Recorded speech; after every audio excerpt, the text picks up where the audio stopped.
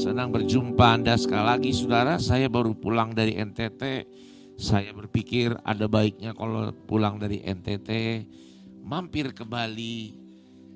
Karena bisa punya waktu untuk makan babi guling saudara.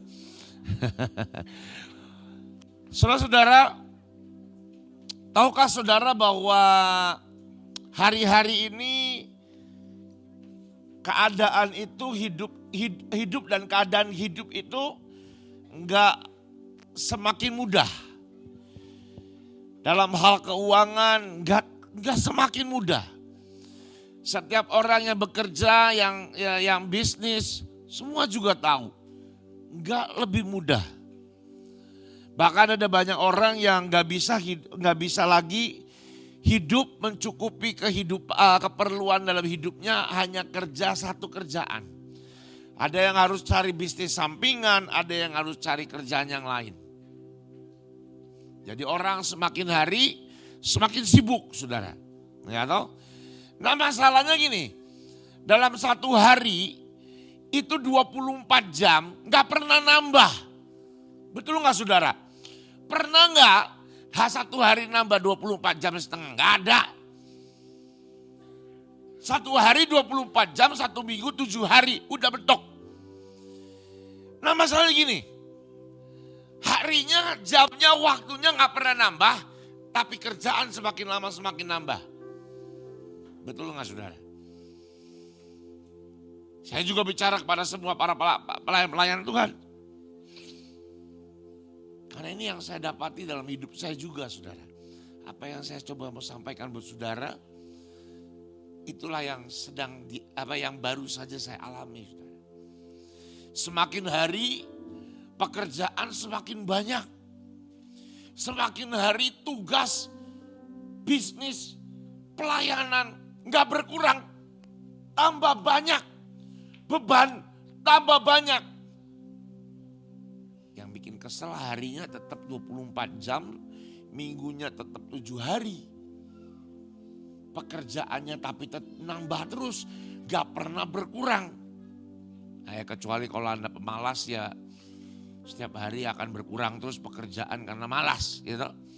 Tapi kalau kita kerja rajin, bahkan kita yang pelayanan akan semakin bertambah. Saya ngalami saudara. Pelayanan semakin banyak. Saya enggak terima khotbah loh. Saya itu sudah enggak khotbah hanya di tempat saya dan di tempat-tempat tertentu yang Tuhan katakan iya. Saya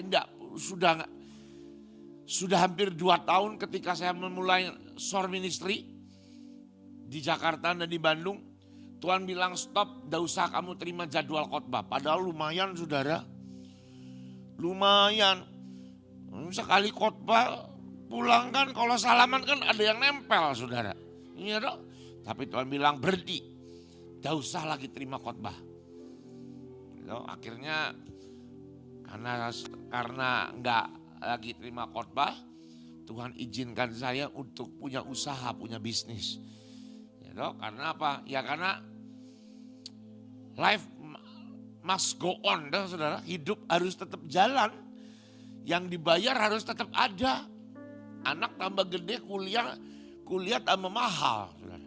Ya, saya dulu kuliah itu saudara cuman bayar 4 juta untuk 6 bulan. Sekarang 90 juta untuk 6 bulan 1 semester. Saya bilang ini apa-apaan, zaman tambah aneh. Ya loh, dulu saya 4 juta untuk 1 semester. Itu pun gak lulus saudara. Oke saudara, waktu gak bertambah. Tapi pekerjaan semakin bertambah. Nah saudara, karena gini, saya percaya di tempat ini juga ada tempat pelayanan misi. Pasti misi semakin bertambah, pelayanan semakin banyak. Sama di tempat saya juga, pelayanan semakin banyak. Apa yang harus dikerjakan semakin banyak. Usaha pribadi harus diperhatikan. Belum lagi sekarang saudara, sejak jadi pemimpin sebuah pelayanan, hidup gak bisa untuk diri sendiri juga. Ada orang yang telepon, ada orang yang WA, ada orang yang minta ketemu, ada orang yang sakit, ada orang yang gak punya uang, ada orang yang anaknya terlibat narkoba. Semua harus ditanggung, semua harus diperhatikan. Ada yang masuk rumah sakit, gak punya duit. Pelayanan di NTT Sumur terus ngegali terus umur. Dan beberapa tempat pelayanan. Saya ada rumah panti di Filipina. Nambah lagi anaknya, butuh duit lagi. Kalau butuh duit artinya harus cari duit. Berarti kerja harus semakin banyak, semakin keras. Dan saudara, karena banyaknya pekerjaan dan tidak pernah nambahnya waktu yang gak pernah bisa nambah. Akhirnya saudara, ada banyak hal yang harus dikorbankan. Yang sangat disayangkan, banyak kali yang dikorbankan adalah waktu kita dengan Tuhan. Saudara, hari ini saya bawa firman Tuhan dengan judul Ruang Tersembunyi Dalam Hati. Saudara, Tuhan mengajarkan, Tuhan bicara sama saya. Pada ini based on my experience, saudara. Dasarnya dari pengalaman saya. Dan Tuhan berkata, nah kamu harus temukan 3 ruangan dalam hidupmu. Yang pertama saudara, ada ruang untuk mendengar. Ada ruang untuk melihat ke dalam hidup kita sendiri. Dan ada ruang untuk memulihkan hidup kita saudara. Saudara, yang pertama adalah ruang untuk mendengar suara Tuhan. Semakin banyaknya pelayanan, semakin banyaknya semua beban pekerjaan dan lain-lain. Saya jujur saudara, saya mau ngaku depan saudara. Dulu pada waktu saya baru mulai, bahkan sebelum mulai, masih belum ada SOR Ministry. Saya setiap bulan, 1 bulan 3 hari, saya hanya dengan Tuhan. Saya cari hotel yang murah, saya matikan handphone saya bawa Alkitabnya juga Alkitab yang buku. Handphone saya taruh di parkiran mobil, Gak bersentuhan dengan TV, gak bersentuhan dengan handphone 3 hari. Kenapa? Karena masih banyak waktu, saudara. Tugas belum terlalu banyak, pelayanan belum terlalu banyak. 3 hari. Ketika sudah ada SOR Ministry, mulai beban bertambah banyak, saudara. Tuhan kasih bisnis, puji Tuhan bisnisnya mulai berkembang. Mulai dari bisnis kuliner sampai bisnis yang untuk breeding anjing, saudara, berkembang. Begitu berkembang, waktu semakin lagi sempit, saudara. Yang dulunya sebulan bisa 3 hari mematikan handphone dan hilang dari peredaran, hanya berdua dengan Tuhan, mendengar suaranya, mendengar tegurannya, dimarahin, ditegur, dipulihkan, dipuaskan. Mendadak berkurang di courting 2 hari. Terlalu lama 3 hari. Courting 2 hari. Semakin bertumbuh lagi, banyak lagi, semakin beban semakin banyak lagi. Pelayanan semakin ditambah lagi. Jadi 1 hari, saudara. Saudara, saya mau jujur. Tahun kemarin, hampir 1 tahun, saya tidak punya waktu untuk pengasingan lagi, saudara. Saya gak punya waktu untuk matikan handphone saya, matikan semuanya dan tinggalkan semuanya berdua dengan Tuhan. Saya bilang, saya dengan alasan, toh kita kan masih tetap bersekutu toh Tuhan. Kan aku tiap pagi bangun jam 2 subuh, berdoa, baca Alkitab, belajar firman Tuhan, mendengar suaramu. Dan itu kan jam 2 aku selalu bangun. Saudara, setiap hari saya bangun jam 2 subuh. Jam 2 subuh, biasa jam 4 sudah mulai pergi untuk olahraga. Jam 6 pulang, doa dengan mesbah keluarga. Saya bilang kan jam 2 sudah cukup ya. Jam 2 subuh saya berdoa. Saya baca Alkitab. Saya komunikasi dengan Tuhan. Saya mendengar pewahyuan demi pewahyuan dari Tuhan. Saya mendengar instruksi demi instruksi dengan Tuhan. Saya bilang cukuplah. Saya jujur saudara, ini baru bulan ketiga saya mulai lagi pengasingan. Itu pun baru 1 hari. Termasuknya di Bali. Saya sudah di Bali mulai dari hari Minggu kemarin saudara. Sebenarnya ke Bali itu karena memang sengaja mampir, cari hotel, diam di tempat, matikan semua handphone, konsentrasi dengan Tuhan. Dan saudara-saudara semakin hari semakin berkurang. Dan saya berkata jam 2 subuh kan cukup ya Tuhan. Tapi Tuhan bicara dalam hidup saya terus. Bahwa kamu harus mencarikan satu ruang. Yaitu ruang yang tersembunyi. Ruang yang sunyi untuk mendengar suara Tuhan. Saudara kita buka Alkitab kita saudara. Bukan di Matius pasal yang ke-6 ayat yang ke-6. Tetapi jika engkau berdoa, masuklah ke dalam kamarmu. Tutuplah pintu dan berdoalah kepada Bapamu yang ada di tempat tersembunyi. Maka Bapamu yang melihat yang tersembunyi akan membalasnya kepadamu. Saudara, dari kata tersembunyi, kata ruang tersembunyi atau ruang terkunci, di dalam bahasa Yunaninya digunakan kata tameion, saudara.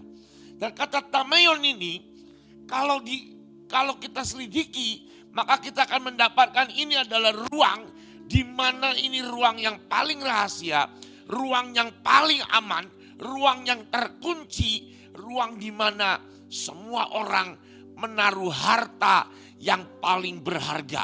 Harta yang paling mahal ditaruh di ruang tersembunyi, di ruang yang namanya tameion itu. Dan Tuhan berkata apa? Kalau kamu berdoa, kata berdoa ini bicara tentang kalau kamu mau berintim dengan Tuhan, masuklah ke tempat tameion itu. Firman ini sedang bicara bahwa sebenarnya saudara yang paling berharga, yang paling mahal adalah hubungan kita dengan Tuhan. Saudara, kita pelayanan harus rajin, kerja keras untuk ladang pelayanan harus, saudara. KKR sana, KKR sini, khotbah sana, khotbah di sini, harus. Misi sana, misi ke sini, lakukan itu. Jangan dikurangi dan jangan berhenti. Tapi ingat satu hal saudara, Tuhan suka dengan semua pelayananmu. Tuhan suka dengan semua yang kau kerjakan buat jiwa-jiwa. Tuhan suka. Tapi di atas segala sesuatunya ada yang paling berharga yang Tuhan cari dalam hidupmu. Yang harus engkau taruh di tempat yang paling aman, yang terkunci, yang tidak bisa dicuri oleh siapapun. Yaitu hubungan kita dengan Tuhan. Saudara, ada banyak orang yang terjebak sibuk dengan semua pelayanan. Sibuk dengan semua pekerjaan. Ya yang pelayanan, pekerjaan, saudara. Saya menemukan saudara bahkan ada orang-orang yang ada di dalam tim saya sendiri. Orang yang dulunya kerjanya biasa. Begitu ikut Tuhan melayani. Tuhan buka pintu berkat. Mulai sebulan izin sekali gak bisa ikut ibadah. Kenapa? Karena hari ini hari Kamis. Hari Kamis itu adalah hari di mana dia harus meeting. Sebulan sekali. Jalan 3 bulan. Minta sebulan 2 kali. Sekarang saudara. Namanya tetap ada di situ. Masih menjadi pengurus bahkan pilar. Tapi gak pernah datang ibadah sama sekali. Saya bilang, kenapa kamu kok tinggalkan? Waduh susah kok. Masa sih kamu gak bisa izin setiap hari Kamis aja? Soalnya jauh kerjaannya kok. Sejauh mana? Jauh kok. Jakarta macet kok. Tahu saudara? Sampai saya ukur. Dia bisa datang. Kalau dia paksakan datang, saya ukur sudah. Kamu di mana sih di sini? Ibadah jam 6 dia bisa datang jam 7. Itu jadi alasan dia ngapain dia datang katanya. Tahu saudara, saya langsung bilang sama dia. Ada tiga orang jemaat biasa. Selalu datang terlambat. Bahkan kadang-kadang kalau saya khotbah udah mau kelar, dia baru datang. Dan dia gak pernah absen sekalipun. Satu hari saya datangi saudara. Ci, kamu tuh kalau ibadah kok telat terus tuh kenapa Ci? Ada masalah di mana? Aku gak telat ya. Telat yang setiap kali datang saya lihat kok. Buat aku kamu gak telat. Kenapa? Aku itu keluar dari kantor langsung streaming.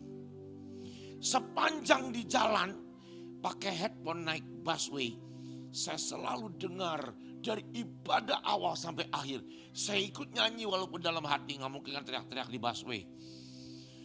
Kadang saya nangis dalam hadirat Tuhan.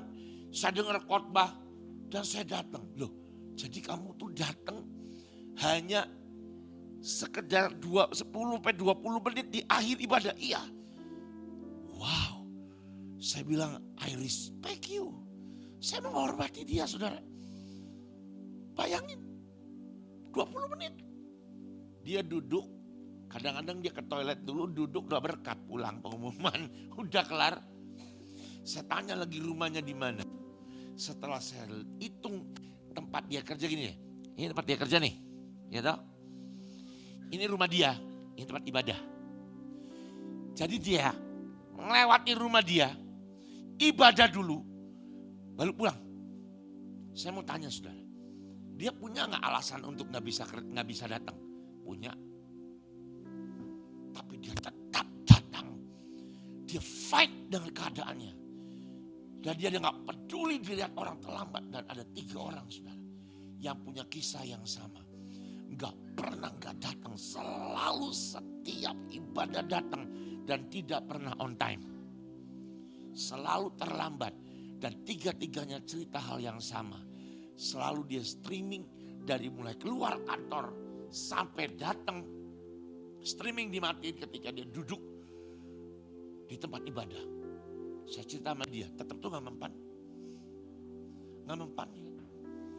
Saudara apa saudara? Padahal dulu pelayanannya top. Salah satu orang yang berkorban. Dia itu rela untuk nganterin jemaat sampai jam 1 baru pulang. Tapi begitu pekerjaannya bertambah. Kerjaannya bagus. Berkatnya juga besar. Mendadak hati untuk ketuhannya hilang saudara. Saudara, baik untuk pelayanan. Bagus. Baik kita lakukan KKR dimanapun. Tapi sekali lagi saudara. Kalau Anda pikir itu yang terpenting, yang Tuhan paling suka. Tuhan suka kita ngelakuin KKR. Tuhan suka kok kita ke jalan-jalan, kita ke desa-desa penginjilan. Tapi saya beritahu saudara, ada harta yang paling berharga. Yang Tuhan katakan, masuk pintu, tutup. Kalau kamu berdoa. Kenapa? Kenapa firman Tuhan bilang seperti itu saudara? Karena harta yang paling dinilai berharga sama Tuhan. Yang gak boleh bisa dicuri, harus ditaruh di tempat tersembunyi. Di ruang harta. Itu adalah hubungan kita dengan Tuhan saudara. Saudara, saya punya analogi yang sederhana. Saya punya 58 ekor, sekarang lagi lebih banyak lagi. Karena masih ada anakannya saudara. Ada 58 ekor anjing. Ya, saya punya mulai dari harga 4 juta sampai harga 100 juta. Bahkan ada yang cuma satu di Indonesia sudah sempat ditawar 120 juta. Ada. Tapi mereka semua hidup di kandang, tidur di kandang. Tapi saya punya 1 ekor anjing saudara. Namanya mayonnaise. Ada foto saya sempat kasih foto. Ada ngeliat foto yang anjingnya jelek banget lah pokoknya. Yang gundul, yang gak jelas, yang ada gak? Kalau ada tampilkan saudara. Soalnya saya punya satu anjing, itu punya sakit kulit, namanya black skin nama sakitnya. Ini gak ada lucu-lucunya, jelek sudah gundul. Ini kalau dibuka bajunya gak bisa bedain antara anjing sama kadal. Karena gak ada bulunya, ini gundul sama sekali, jelek. Saya yakin, kalau saya iklankan dijual, gak ada yang mau beli. Dikasih pun orang nolak, saudara. Tapi ini anjing, itu punya satu hal yang spesial. Dia selalu mau nempel sama kita, mau deket sama kita, ini udah agak bagus, saudara. Yang sebelum yang ini udah jelek banget. Gundul. Gak ada bagus-bagusnya. Tapi dia punya hal yang spesial. Dia selalu ingin dekat. Saya kalau mesbah keluarga, kita duduk di lantai. Dia ikut, dia masuk, dia duduk di pangkuan kita. Maaf, buang air besar, air kecil di satu tempat tidak pernah berubah. Ada satu perlak, taruh di situ, dia di situ. Gak pernah berubah. Anjingnya jarang menggonggong, bersih, dan selalu mau dekat sama kita. Setiap kali saya duduk di bawah, dia selalu datang. Dia duduk, dia kadang saudara, kita risih-risih, dia taruh lehernya di paha saya sambil ngeliatin terus. Saudara, ini anjing yang mungkin harganya 300.000 juga gak akan ada yang mau, saudara. Tapi hanya dia yang tidur di kasur. Pernah berkali-kali tidur bareng sama saya dan istri saya. Kalau saya taruh di Jakarta bareng sama anak saya, tidurnya bareng sama anak saya di atas kasur. Cuma dia. Kenapa? Karena dia punya sesuatu yang spesial. Ingin selalu dekat dengan Tuhannya. Saudara, kalau dia taruh di luar dan dia tahu saya ada di dalam kamar, dia akan dari begitu dibuka, dia gak kemana-mana. Dia cuma minta digendong, sudah digendong, sudah diam. Kalau kita tidur, taruh di kasur, tidur bareng. Gak ngapa-ngapain. Dia hanya mau bersama. Saudara, rupanya lama-lama kita rawat dengan baik. Ada gak anjing yang dalam bentuk bagusnya? Atau saya belum mengirim ya? Oh, sudahlah. Kasihan juga yang dipertontonkan yang botak itu, saudara. Sekarang sudah jadi bagus, saudara. Kita rawat, kita suntikin tiap hari, kita kasih vitamin tiap hari. Sekarang sudah bagus, tidak sejelek ini lagi. Sekarang sudah cantik dan menawan, saudara. Cuman saya lupa kirim ke AL. Nah, sekarang sudah jadi bagus dan tidak ada botak sama sekali dan sudah sangat lucu sekali, saudara. Tapi sekali lagi, saudara, saya mau coba ngomong satu hal. Saya punya anjing 100 juta, saya gak akan pernah mau tidur sama tuh anjing 100 juta. Kenapa? Gak ada hubungan. Gak ada hubungan. Saya punya anjing yang jauh lebih mahal dan lebih bagus dari ini. Tapi karena yang satu punya hubungan, kalau saya duduk dia datang. Kalau kita mau pulang, mau pergi nih, udah angkat koper, dia langsung gonggong minta ikut. Begitu diangkat, taruh di mobil, ngapain? Tidur di mobil. Dari Bandung sampai Jakarta. Saudara-saudara, ada ruang di mana kita harus berdua dengan Tuhan dan mendengar suaranya. Amin, saudara.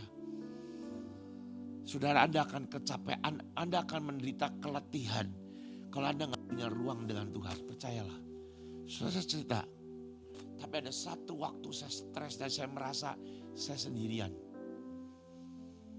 Saya bilang ternyata gak enak banget. Ternyata ya berat.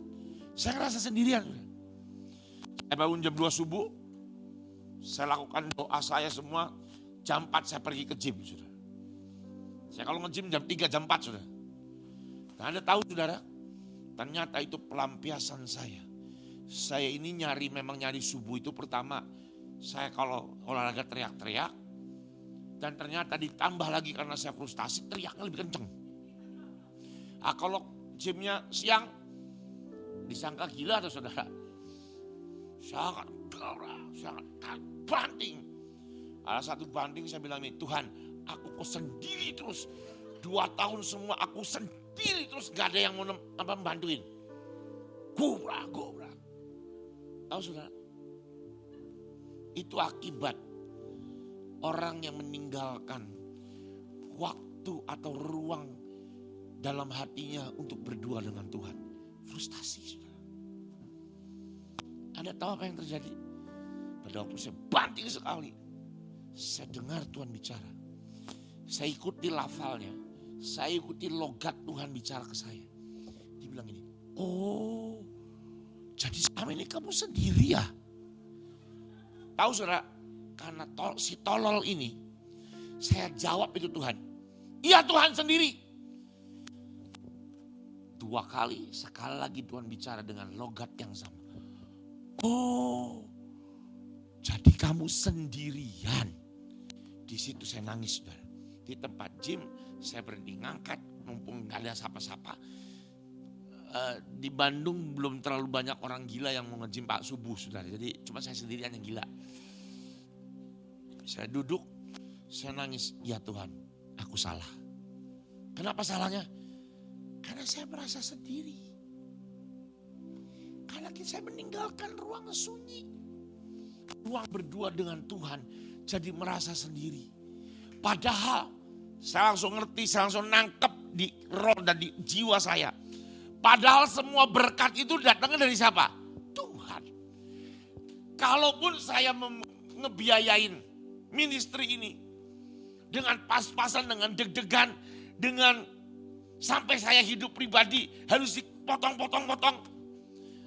Tetap itu bukan dari saya kan? Kalau bukan Tuhan, siapa yang bisa berkati? Saya baru nangis, Tuhan ampuni aku Tuhan. Ampuni si bodoh ini yang merasa semua saya biayain sendiri. Padahal toh semua hidup saya, kalau saya hidup, kalau saya punya uang, kalau saya bisa beli ini, beli itu, saya punya ini, punya itu, saya bisa menabur, saya bisa membiayai pelayanan. Toh semuanya asal dari Tuhan. Kok bisa ngomong, aku sendiri. Kenapa saudara? Tahu gak kenapa saya bisa sampai setolol itu? Karena saya sudah meninggalkan ruang sunyi. Di mana di situ ruang itu ada ruang untuk berdua dengan Tuhan. Mendengar suaranya. Saya sudah merasa bahwa aku sendiri yang ngerjain. Mari kembali ke ruang sunyi dalam hidupmu. Punyai waktu untuk engkau berdua dengan Tuhan. Engkau boleh sekolah, engkau boleh kuliah, engkau boleh kerja bisnis, engkau boleh sesibuk apapun. Jangan sampai kau korbankan waktu engkau dengan Tuhan. Ya saudara. Jangan korbankan waktu engkau dengan Tuhan. Bulan ini saya sudah penuhi 1 hari. Nanti minggu depan saya merencana saya mau 1 hari lagi dengan Tuhan. Mari saudara kita lanjut. Ada ruang yang kedua saudara. Sorry, masih di yang tadi saudara. Ruang tersembunyi itu ruang di mana yang tidak ada panggung, tidak ada mimbar, tidak ada lampu sorot. Ya. Nah, kalau saya khotbah, ya kan ada orang yang melihat loh. Khotbahnya jelek atau enggak, lucu atau enggak kan kelihatan. Tapi tempat dengan Tuhan ada tempat di mana enggak ada yang lihat. Enggak ada lampu sorot, enggak ada panggung. Tapi justru tempat di mana yang tidak dilihat manusia. Di situ tempat yang paling berharga di hadapan Tuhan. Amin saudara. Saya berdoa kita semua nangkep ini. Saya tahu mungkin Anda punya banyak kesibukan. Please. Sesibuk apapun. Jangan pernah korbankan waktumu dengan Tuhan. Kalau engkau cuma punya waktu 15 menit, yang penting kamu ada waktu dengan Tuhan. Saya enggak bilang, oh harus ikuti Pak Jo. Sebulan 3 hari full matiin handphone. Enggak perlu ngikutin saya, ini mah saya saudara. Anda pasti punya cara sendiri dengan Tuhan. Temukan caramu dengan Tuhan. Ada orang yang pernah yang cerita sama saya, Pak, saya ini kalau dengar suara Tuhan tuh kalau saya lagi jalan-jalan di taman, Mbak. Lakukan. Apapun saudara. Tapi yang pasti Jangan pernah tinggalkan saudara waktumu dengan Tuhan. Mazmur 27 ayat 4 firman Tuhan bilang seperti ini. Satu hal telah kupinta kepada Tuhan, itulah yang kuingini, diam di rumah Tuhan seumur hidupku, menyaksikan kemurahan Tuhan dan menikmati bait-Nya. Kata diam saudara ditulis dengan kata yasaf saudara. Dan kata yasaf itu berbicara tentang apa? Duduk. Duduk. Tapi juga berbicara tentang duduk saudara. Diam itu bicara masalah duduk. Nah duduk itu artinya apa? Engkau tidak lakukan apapun.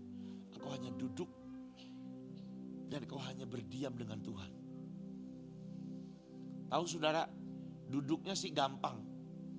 Nih, duduk yang paling susah tuh bukan duduk pantat Anda nempel di kursi. Ini loh. Mikir.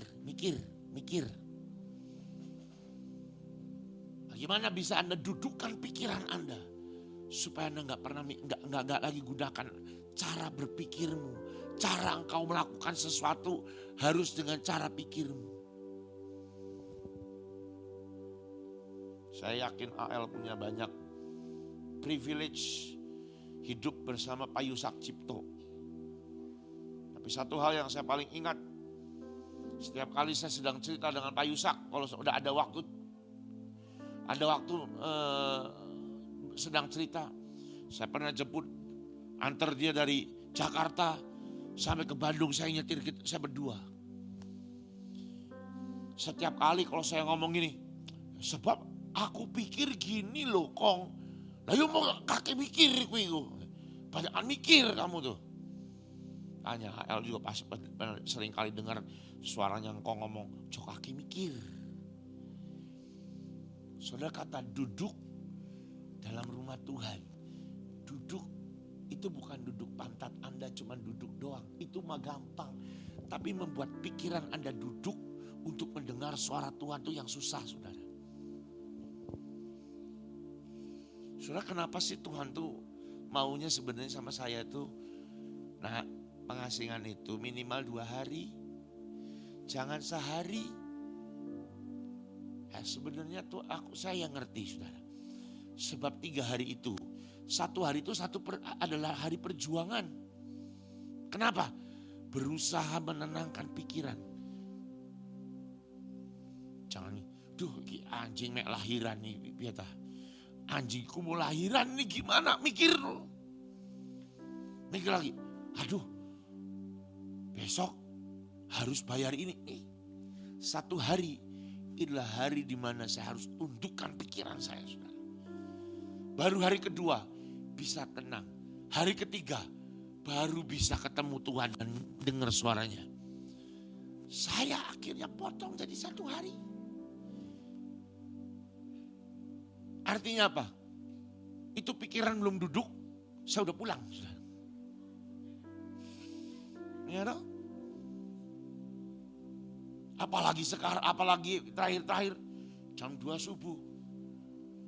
Pikirannya bukan cuma duduk, lagi tidur pikirannya juga. Ya. Paham saudara? Saudara, mari buka Mazmur 46 ayat 10a. Saudara. Firman Tuhan bilang seperti ini. Kalau kau mau masuk dalam ruang mendengar suara Tuhan, dengerin ini saudara.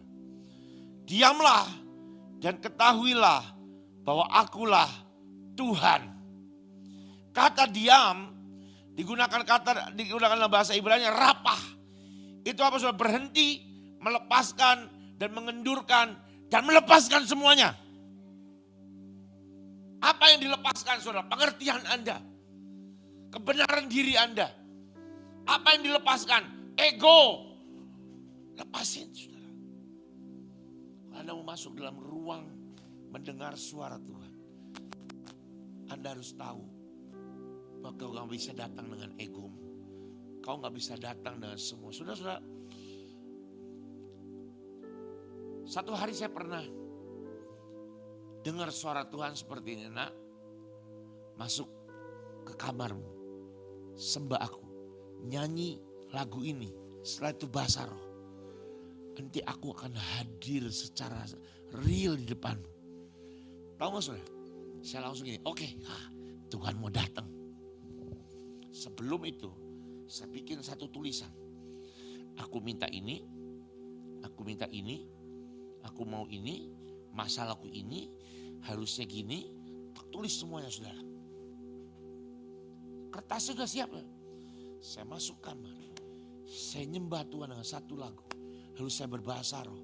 Saya rasakan hadirat Tuhan kencang sekali saudara. Dan saya bisa rasakan dari kepala saya. Seperti ada yang pegang pundak saya. Seperti ada yang pegang hadirat Tuhan sangat kencang.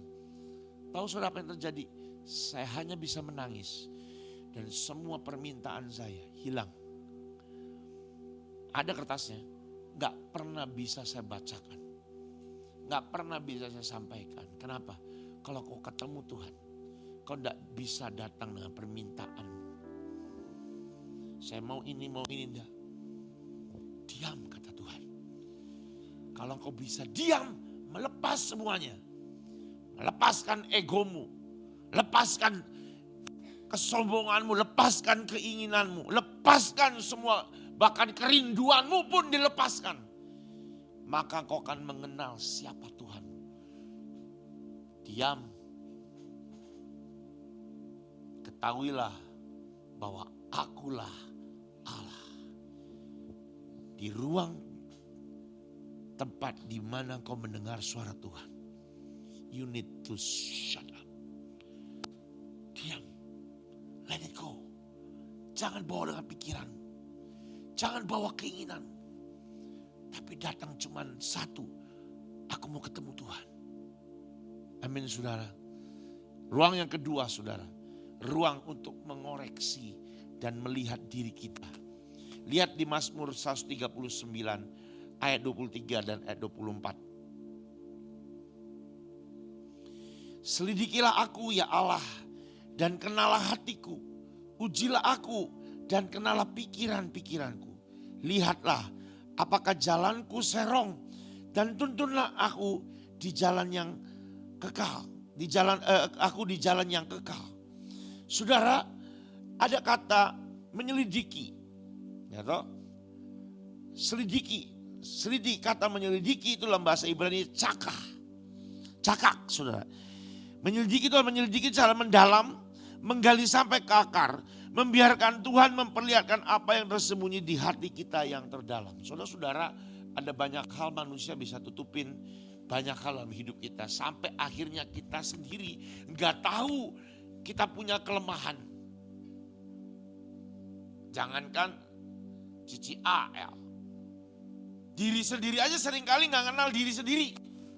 Ngerti gak saudara? Ada banyak orang gak kenal dirinya saudara. Gak tahu siapa dirinya.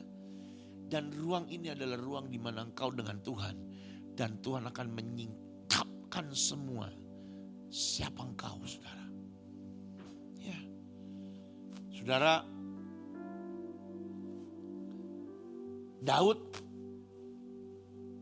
punya sebuah doa yang aneh. Kalau kita kan seringkali berdoa ngomong gini, Tuhan berkati aku. Betul kan saudara? Tapi anehnya Daud berkata selidikilah aku. Saudara-saudara, mulai hari ini belajar. Tidak lagi berdoa untuk minta berkat. Sekali lagi saudara, belajar tidak lagi berdoa untuk Tuhan berkati aku. Tapi belajar untuk berdoa, Tuhan selidiki aku. Saudara, kemarin saya kedatangan tamu hamba Tuhan Nigeria namanya Samson Dabas, saudara. Dia selalu kalau datang dia bilang, Pastor, you need to pray, kamu harus berdoa. Tanya Tuhan, saya harus bicara apa? Lalu saya berdoa saudara.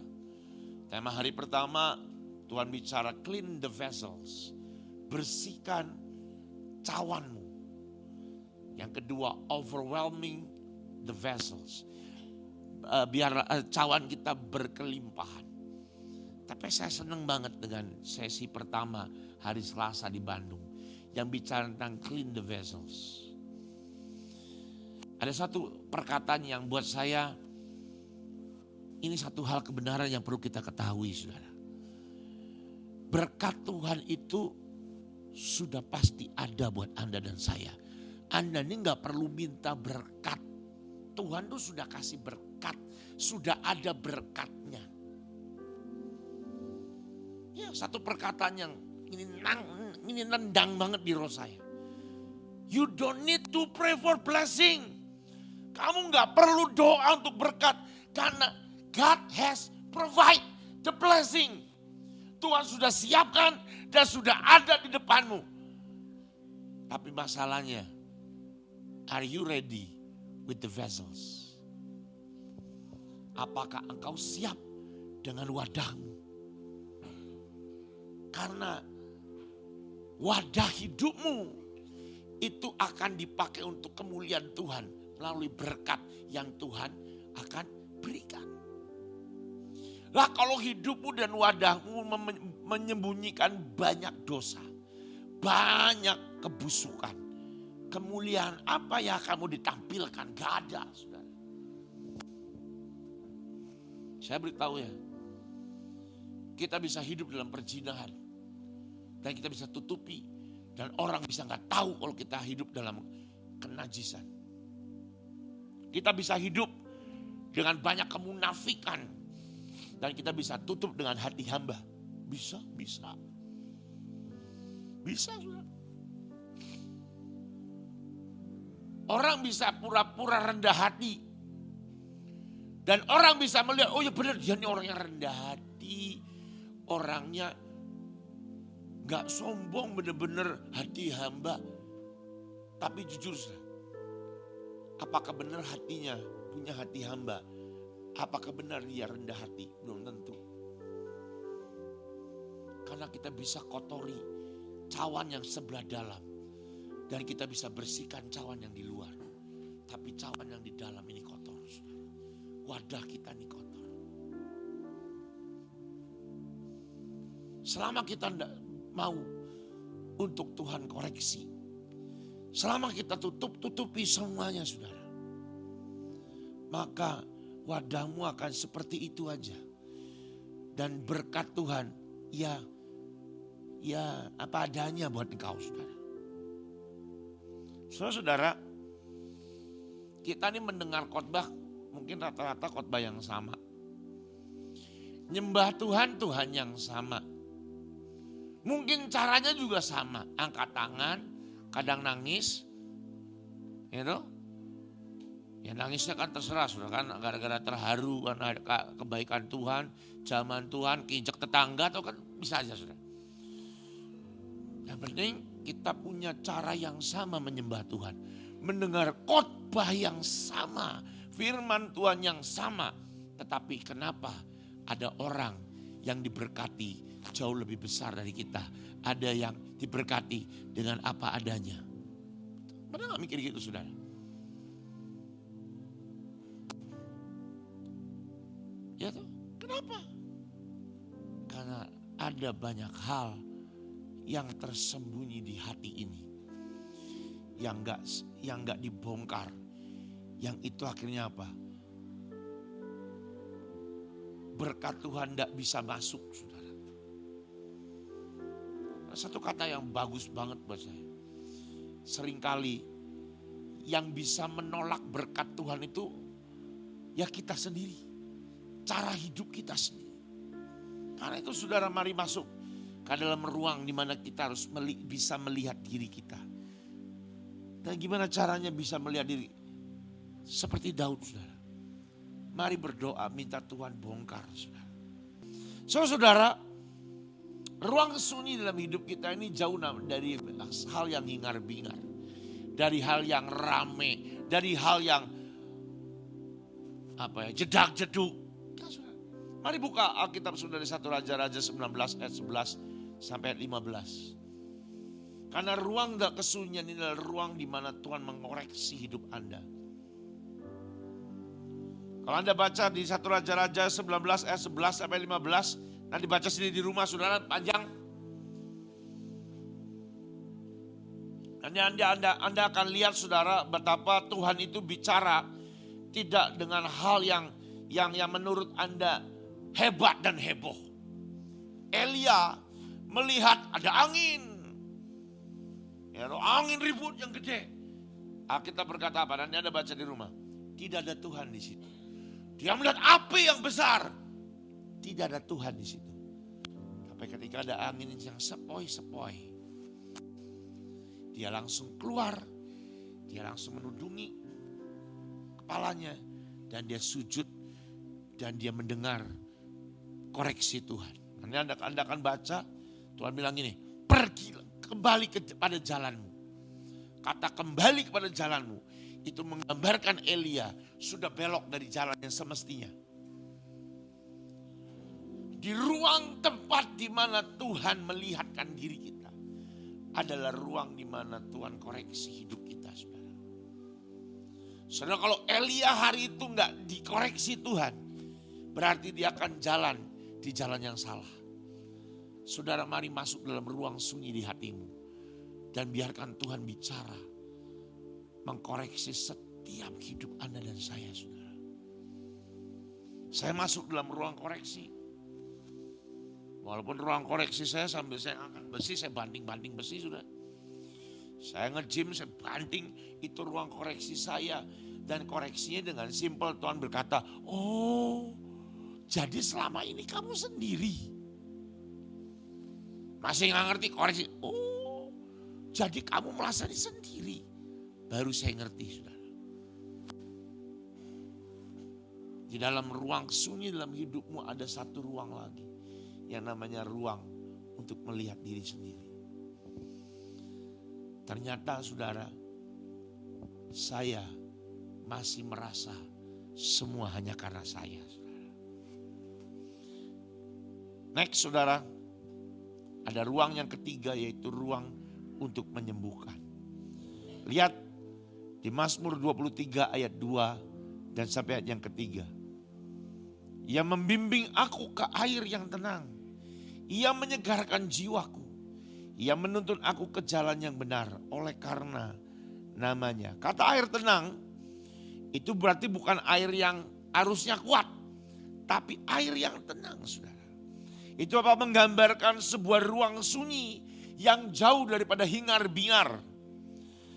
Menyegarkan jiwa itu kata dasarnya adalah suf.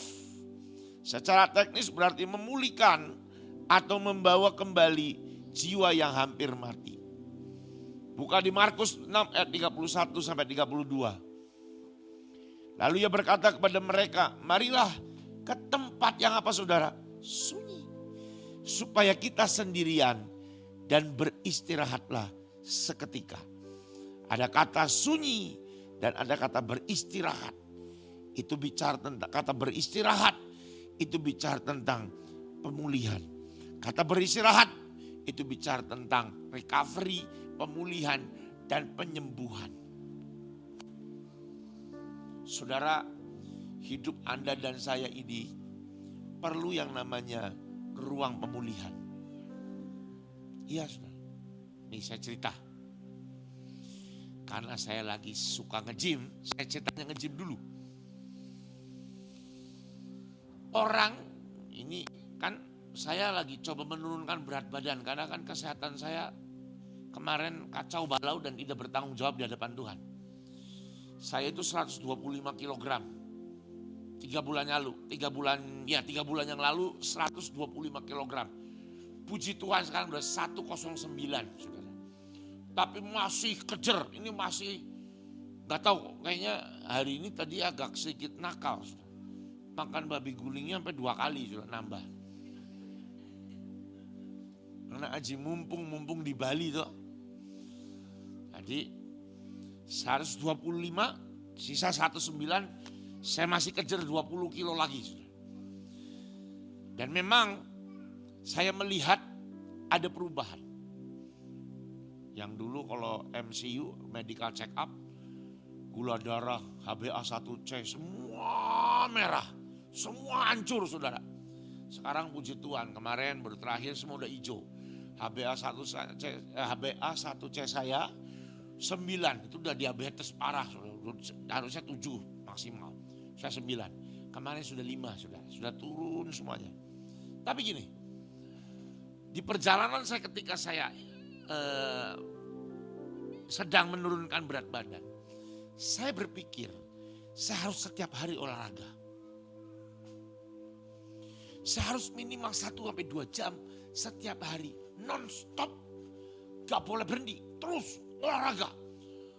Hari ini kaki, besok upper body buat dada, besoknya back, muter lagi ke kaki, nanti kardio, terus. Saya pikir setiap hari. Untuk 1 bulan pertama memang turun, tapi bulan kedua gak turun-turun, saudara. Malah naik lagi. Sudah makan sudah dada ayam terus, udah lupa sama nasi, bahkan nasi porang saya udah gak makan, manis sudah jauh, makan dada ayam lagi, dada ayam di air fryer, makan dada ayam dibakar, dada ayam lagi, dada ayam lagi, dada ayam lagi. Kok malah naik? Saya mempelajari ternyata tubuh ini membakar itu enggak cuma di gym, saudara. Badan itu ngebakar dan nurunin kadar lemak itu enggak melulu harus lari-lari gitu, saudara.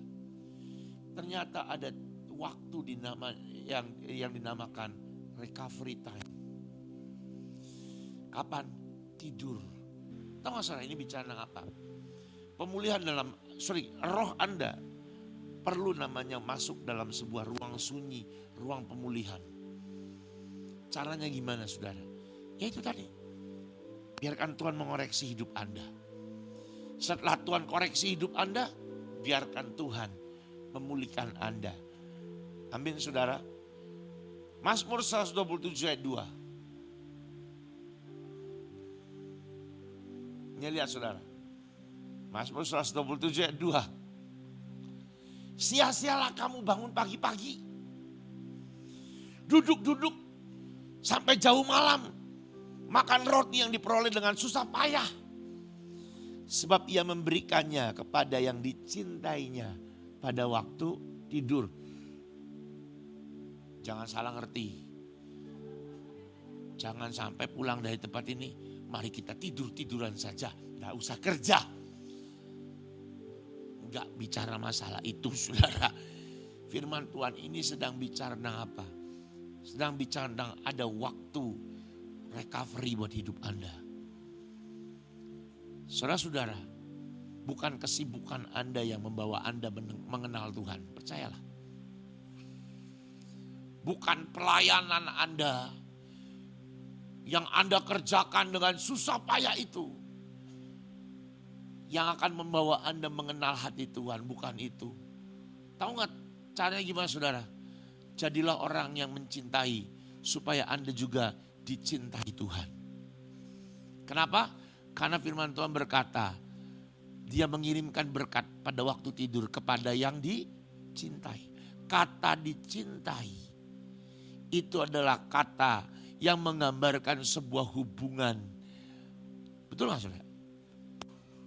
Jadi bukan artinya, tak tidur aduh tidur-tiduran, malas-malesan. Loh, kamu tidak mencintai Tuhan dan kamu belum tentu kamu dicintai Tuhan. Dicintainya sih benar, pasti. Tuhan cinta semua kita, pasti itu 100%. Cuman apakah Anda adalah orang yang benar-benar masuk mencintai Tuhan? Itu kan pertanyaan, saudara. Bukan pelayanan kita yang bisa membawa kita kenal Tuhan lebih dalam, percayalah. Bukan. Pelayanan kita adalah sebuah ekspresi cinta kita ke Tuhan. Anda nih yang pergi ke kampung-kampung, ke desa-desa, yang penginjilan di mana-mana, itu cuma bagian daripada ekspresimu mencintai Tuhan. Tapi sekali lagi, untuk mengenal Tuhan, bukan itu. Mengenal Tuhan adalah berhubungan dengan Tuhan. Saya berdoa malam ini, saudara, buat Anda semua. Malam ini, mari cari Tuhan dalam ruang-ruang sunyi dalam hidupmu. Pada waktu engkau sendiri, bukan di tempat ini, saudara. Karena di tempat ini Anda akan berpenampilan baik kan. Gak mungkin kan Anda urak-urakan di sini. Ya toh? Tapi di ruang dimana kamu di kamarmu itu loh. Ruang dimana orang gak lihat kamu. Bisa gak kamu berdua dengan Tuhan? Amin saudara. Saudara-saudara, mari punya hubungan dengan Tuhan. Saudara, ini akhir zaman loh. Saya beritahu ya, ini akhir zaman. Di akhir zaman itu, firman Tuhan berkata apa?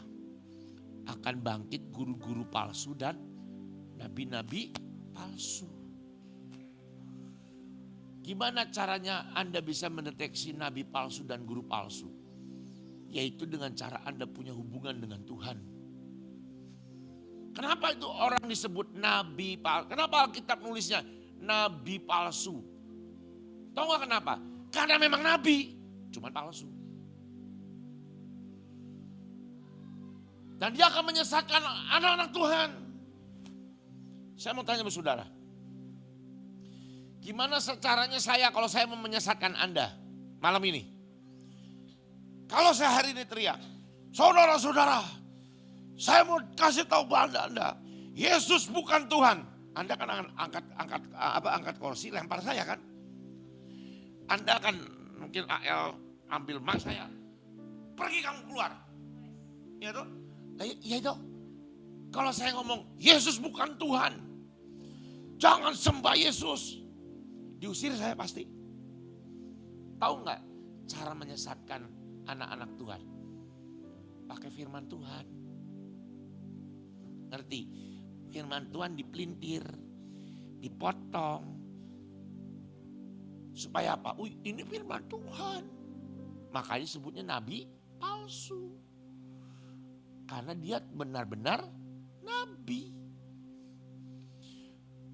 Apakah dia bisa bernubuat? Bisa.